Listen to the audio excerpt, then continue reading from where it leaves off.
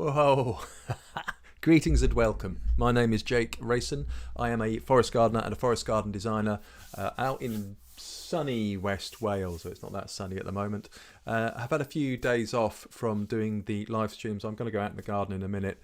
But I have been, I gave a talk to the local community council in Beulah, which is just up the road. The ward is called Beulah, about extreme climate future, about the ecological and climate emergency that we're all facing. And it was an interesting experience. I must say, it was very interesting.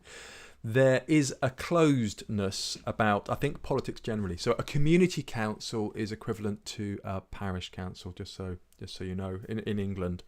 And there is I think there's a closeness because people aren't really involved in community councils. I mean, they do things like street lighting and part of the planning process, and stuff like that a lot of people don't really kind of get involved with. So it felt like they don't have many visitors, and you are allowed as a member of the public to go along to public meetings. COVID restrictions obviously apply, but they haven't been very forthcoming on a particularly with information. They've only just started having meetings as well. So here's a map here. This is their website, and it was kind of interesting. It was no one had got me a seat when I had arrived, so I kind of stood in a corner by myself and got my own seat, which I thought was quite funny. And this is a text of the talk that I gave. And it's what it is. So I just spoke about myself, father, kids in school, a forest garden, a garden designer, and then it talked about the climate and ecological emergency.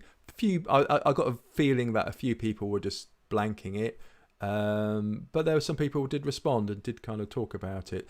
The thing about the climate emergency is it's a massive topic because it touches on every single aspect of our life. If you're witnessing the shortages that we're having from Brexit and from COVID, it's a shock, really, and that is just a taste of it. So to ask people to get involved, or it's like, well, there was housing, insulation, transport, cars. No one really talked about buses, care. There was, as much about ecological issues as well. That didn't really come into it. But I'm going to be sticking with the forest garden side of things, and I'll keep plugging away. So what can we do locally was a big kind of question I asked. Transport, agriculture, households, fuel poverty, and food poverty. So what I will be doing is to look at the big scheme. Really is the Garth Goedwig Mil Eru, which is 1,000-acre forest garden, it's just there needs to be kind of joined up thinking about creating a forest garden on at scale within local communities. It's like having one person having a forest garden is great, but a whole society has kind of dissembled itself, and it's like I think we need somehow to work together, and that's really what I want to do with the 1,000-acre forest garden idea, is that people start working together within local communities. I don't know how. I've got to think about it. I've got to have a look at how it could work, because current economic models don't really play into it. Very interesting thing that did happen was I was talking on the Forest Garden UK Facebook group.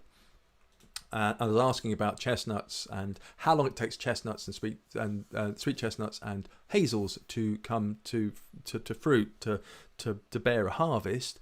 And it was encouraging was that people saying as little as 3 years if you have a grafted sweet chestnut. Someone had a crop after just 3 years, which is really interesting. And other people like 20 years or 30 years. I don't know if they had named cultivars, and some people had cultivars and it was like 10, 15, 20 years with a named cultivar and the crop wasn't very good. So there's lots of different things going on here, but it's encouraging that some people had really a good harvest in a short amount of time. So yes, very, very interesting, because a lot of the time it's quite a traditional agricultural area in terms of dairy, mostly dairy around here, with some sheep farming and a bit of beef farming as well. And being a bad vegan myself, this is something we want to do. Whereas with a low carbon and low oil future, which is facing us, whatever happens, it will be facing us. The thing to do is to look at perennial tree crops, really, because if you just look at the amount of inputs that are required for tree crops as the amount of inputs required for livestock, there isn't really a comparison. It's, in terms of energy input, it's 1 unit of 40 units of energy to produce 1 unit in animal agriculture to produce 1 unit of food, whereas is it 40 to 1 or 20 to 1? Oh, I've got it written down somewhere. Gerald Cutney. I actually have the book up here, which is kind of interesting. Oh, there it is. No, I won't look for it. Oh yes, I'll get it. It's that kind of live stream. So there is this Gerald Leach, Energy and Food Production. I managed to get a copy of it second hand. I actually haven't. I've had a quick look at it and I haven't got into it. And this is from the 1970s, but still kind of interesting that the food, that growing nut crops is far more energy efficient than growing than livestock. So why don't we do it? Why don't we start doing it? Why don't we transition farmers and farmland to doing that? Because it would make an awful lot more sense and get your protein and your carbohydrates and your fat from nut crops. Way go vegans. So yeah, see how that pans out. And the other thing that I wanted to mention as well, this evening I have a WhatsApp call with the residents of Beulah Aur, which is Aur, I think, which means Golden Orchard, Aur. And this is an old website. I did really just so I have a planting plan of for the hold on a second, let me find it. There's a planting plan for the here we go. There's a planting plan for each of the houses and the site as a whole, and I just wanted a place to put that planting plan. It's not really used much at the moment, but it could be, which is good. So yeah, I'll just list every single species that I planted there.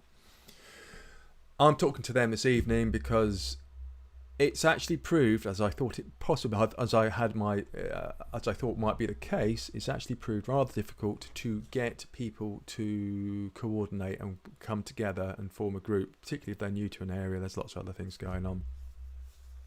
So I've got to talk this evening about the project, about the planting, and then I wanted to get people weeding, and it's actually, it's kind of interesting trying to.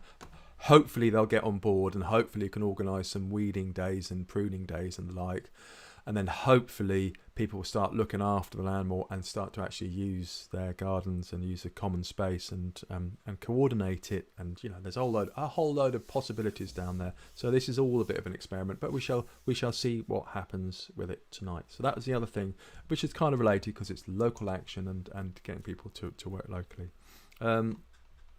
If you are interested. Oh, let me see if I can do this. No. Oh, hold on. Oh, no. Oh, sorry. I'm trying to get this to come up. Ah, there is a little handy hint. Ah, here we go.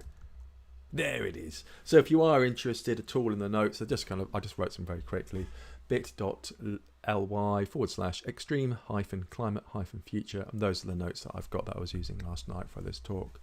So that's my political campaigning done for. I am now going to go out into the garden and I'm going to, I've got 2 tons of topsoil and compost mix to move and a couple of tons of bark, and I need to finish planting out my lemon balm. How exciting.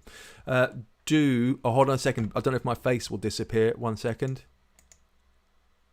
Whoa, there we go. Do subscribe. Oh God, I can never get it. Is it this one? That one. That one. My right. No. It's weird because the it does make me laugh because the camera's mirrored on the display, so I generally see myself the other way round, but actually it comes out that way. Anyway, that's subscribe to my YouTube channel, and if I get 1,000 subscribers, then I can live stream on YouTube from outside, which will make my life a lot easier, because I want to do more live streaming, but it's a pain in the ass to keep on live streaming on Twitch, which is the platform I use at the moment, and then moving the videos over. That's enough of that. Do get in touch if you're interested at all in setting up community forest gardens and getting climate action, building 1,000-acre forest gardens all over the country. That'd be great. Okay, take care out there. Keep safe. Get vaccinated, and don't listen to the bullshit from the government. Oh, bye.